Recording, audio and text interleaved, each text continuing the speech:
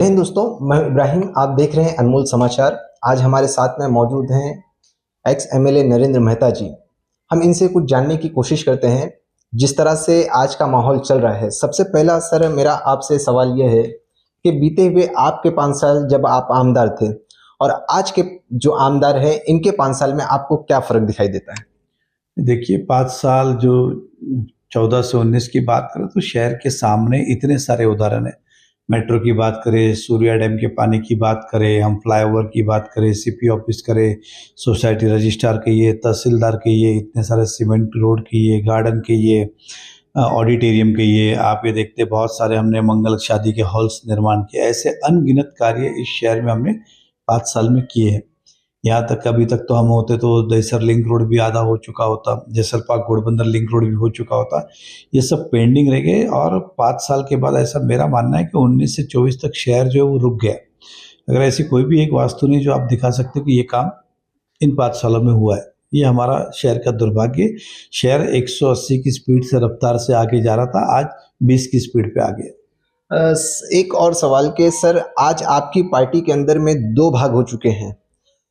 एक तरफ आप हैं, एक तरफ आपके ही एमएलए हैं, पर ये जो पार्टी के अंदर में 2 भाग होने के कारण है, इससे बताया जा रहा है कि आने वाले चुनाव के अंदर में काफी भाजपा को नुकसान पहुंच सकता है। इस पे आप क्या कहना वो चाहेंगे? पहले भी अपक्ष लड़े थे, इस बार भी अपक्षी वो लड़ने वाले हैं। हमारे पार्टी में 2 गुट नहीं है, एक ही गुट है, वो हमारी पार्टी के है ही नहीं। वो भी कहते हैं और हम भी कहते हैं वो अपक्ष है, इंडिपेंडेंट है।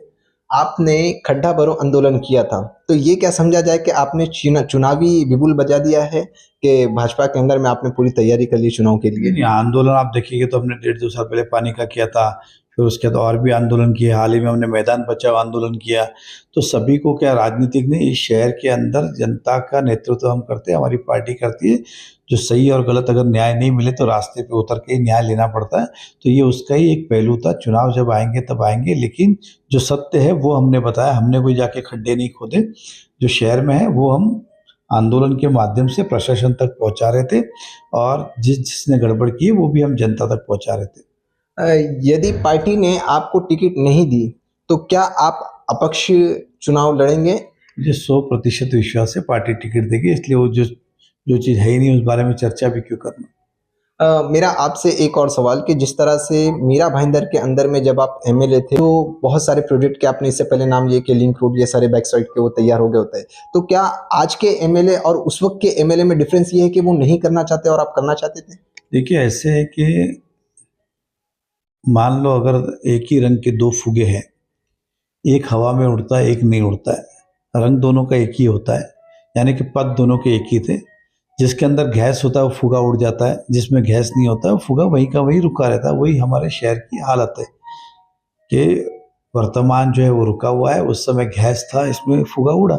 सोसाइटी रजिस्ट्रार हो, आपका रजिस्ट्रिंग ऑफिस हो, डॉक्यूमेंट रजिस्ट्रेशन हो, ये सभी जगह पे बेलगाम शहर पड़ा है, जिसको जो मर्जी वो करा। यहाँ तक कि म्युनिसिपल कॉर्पोरेशन तो बेधड़ल्ले से करप्शन चल रहा है, कोई कुछ बोलने वाला नहीं है। मेरा खाली आपसे एक लास्ट क्वेश्चन है कि सर, जिस तरह से आप पार्टी के उम्मीदवार हैं, लोग आपको मानते हैं, आपके मानने वाले काफी ज्यादा आपको इतना मानते हैं कि आज भी आपको आमदार ही समझते हैं वो। क्या आप जब चुनाव के अंदर में खड़े होंगे, ये मैं एक अलग क्वेश्चन कर रहा हूँ कि जब आप चुनाव में खड़े होंगे तो जो लोगों ने इस वक्त में भ्रष्टाचार किया है उस वक्त आप उसकी पोल खोल करेंगे या फिर उस पर पर्दा डाल देंगे? नहीं, देखिए म्युनिसिपल कॉर्पोरेशन में बॉडी आने के बाद अगर कुछ गलत हुआ है तो उसकी छानबीन करके उस पर कार्रवाई करेंगे हम लोग।